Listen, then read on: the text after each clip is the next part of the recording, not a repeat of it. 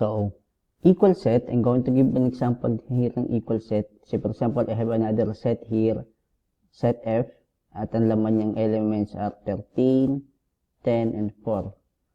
If you're going to compare this with set E, ang laman ng set E is 4, 10, and 13. Okay, meron tayong 4 doon, parehas. Okay, meron tayong 10 sa set E at sa set F. Meron din tayong 13.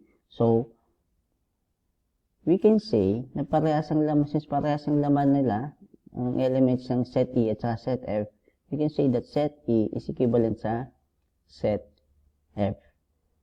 Okay, not necessary parehas ng arrangement kasi ito 14 and 13, ito pabaliktad eh. Equal pa din sila. But do not get confused ito sa equivalent set. Pag sinabi naman natin equivalent set, ang parehas lang dyan ay same number of element. What do I mean? For example, you have set B here. Ilan ang element ng set B?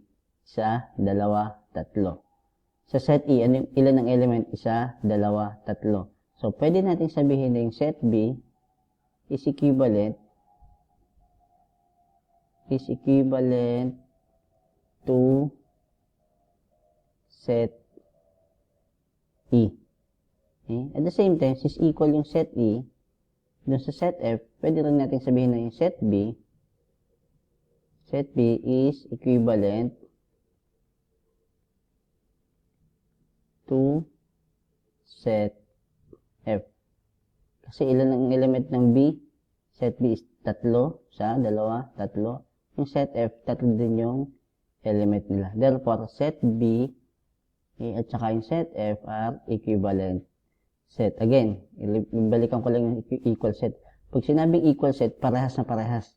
Yung laman at saka yung number of elements, syempre. Kumbaga, 14 and 13, ito 13, 10, and 4. Lahat nandun. Pero pag equivalent set, hindi kailangan parehas ng laman. Ang parehas lang ay yung bilang ng laman.